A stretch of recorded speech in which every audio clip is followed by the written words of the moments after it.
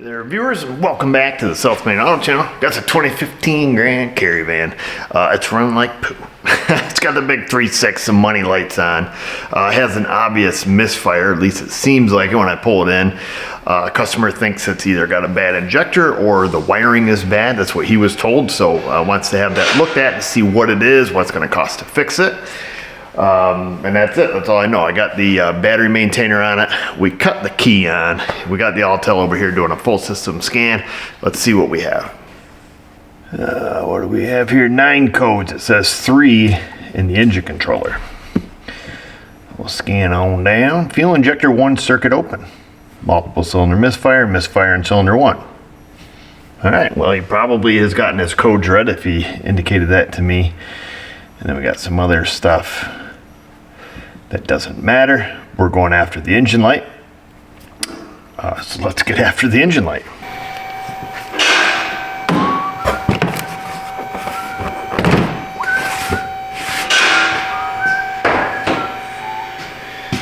Oh, we'll stick that back in the cap. There we go. Okay. Cylinder 1 on this big Hemi. Got to be the back one because that cylinder head sits ahead of this one in this fashion. So that's going to be bank 1. Oh, and then the injector wiring is out there where we can get it. So lucky us. Hooray. We can take this thing off. Which I don't know if there's anything holding it on. It's missing whatever fastener was there. And I don't recall. Yeah, I was going to say, I think these are just held on with hopes and dreams. I don't believe there's any actual fasteners on them. Because what we can do is we'll just go right to the injector. Why take it to the stupid level? If the injector is easily accessible, we can start by seeing if the injector is open circuited. That would be the easiest thing to do, in my opinion. I don't believe there's a hose clamp on those, no. If I remember it, this thing's kind of tricky to get out from these Caravans.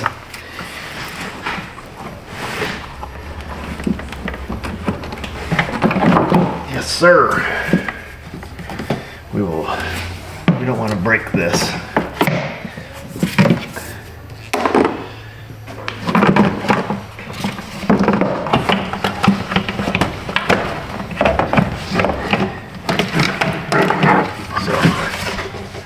Yep, a couple little rubber grommets on the back. Of course, this one's broke off. I think there's usually a push pin that goes through it, if I remember correctly. You'd think I'd remember stuff like this, but I don't. I just don't. And there's our number 1 injector. Well, this is about as easy as Sunday morning right here. It's not going to be this easy, is it? It's got to be this easy. See if we can't get the red lock off. Not with that tool. So weird seeing these cars that come in that don't already have all the new eBay parts on them.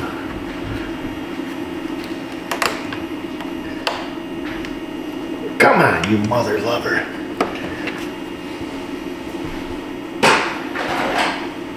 Now, typically when we get stuff to work on, it's already been screwed with so much that it's a mess.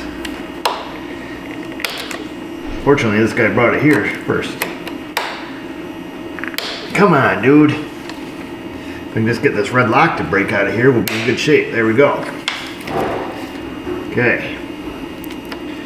Push our button. There's that. We got a brown and white and a brown with yellow. In good Chrysler fashion, usually your brown with white on injectors is power. We'll grab a test light here.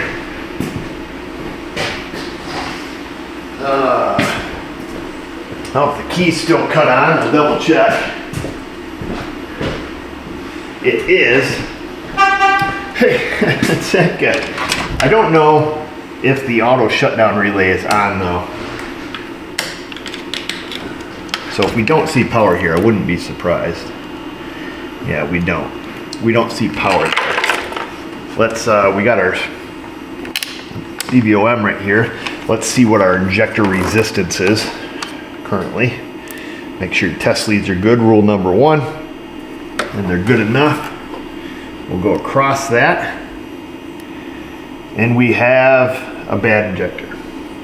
1.593 kiloohms.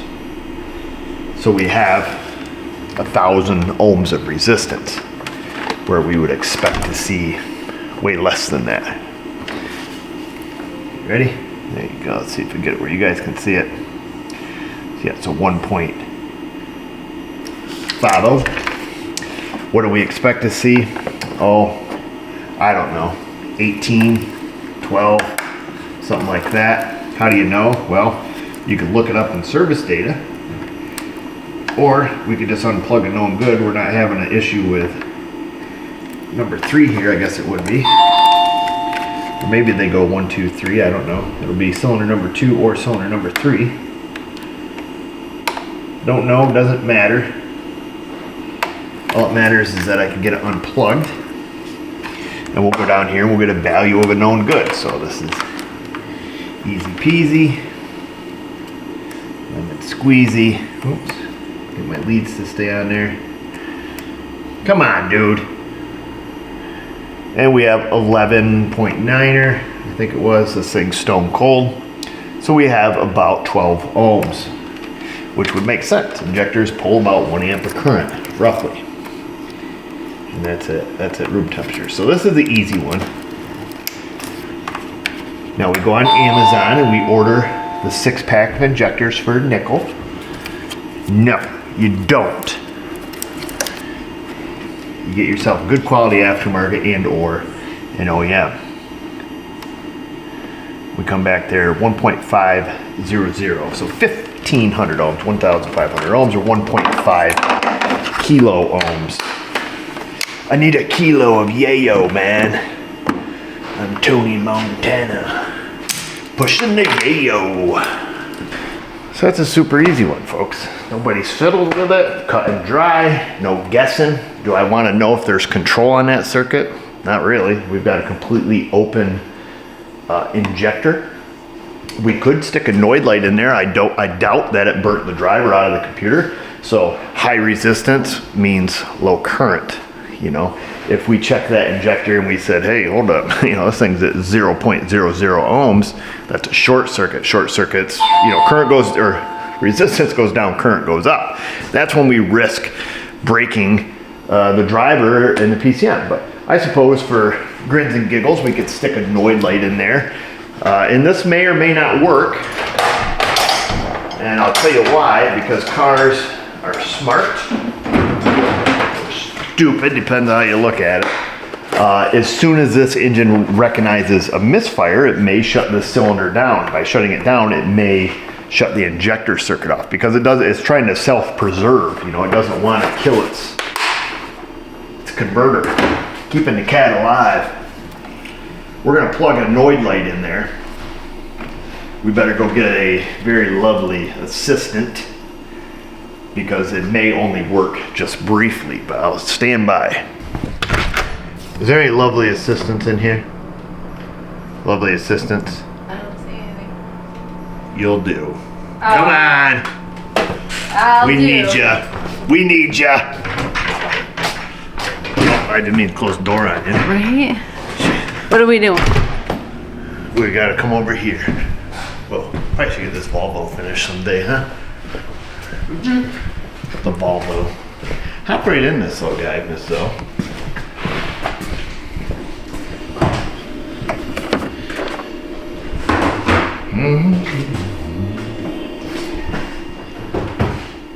She's getting in there. What we expect to see, I suspect it'll flash briefly and then shut off. Go ahead and start it up there, old girl.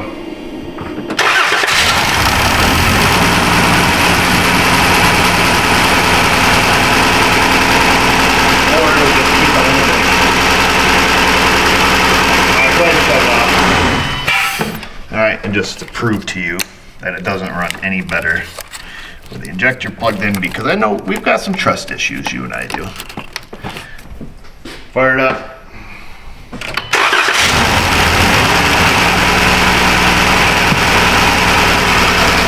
Shut her down.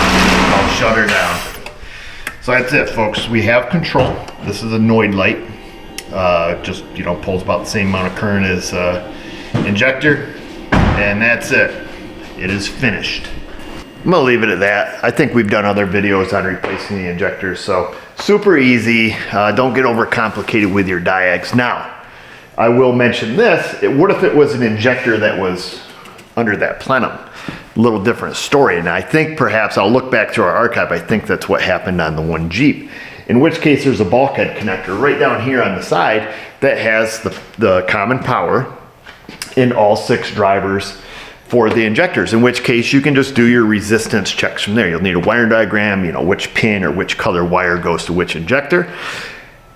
And you still ultimately might have to end up pulling the intake, but if you go there and you're like, oh, these are all 12 ohms, well, you know, now you're going a different route. You're going to, you know, check the control circuit from the PCM, or you might go right to the PCM and then do your resistance checks from there. That would be my suggestion. But if you're going to that bulkhead connection, let's say it's completely open circuited, well, you still got to pull the intake to check, is the injector open circuited or is the wiring open circuited? But it gives you a separate test point, I guess is all I'm getting at. So I want you guys to get after it in that comment section. Questions. I almost went for the Insta, the comments, the concerns, the Facebook. And just remember, viewers, if I can do it, you can do it. Thanks for watching.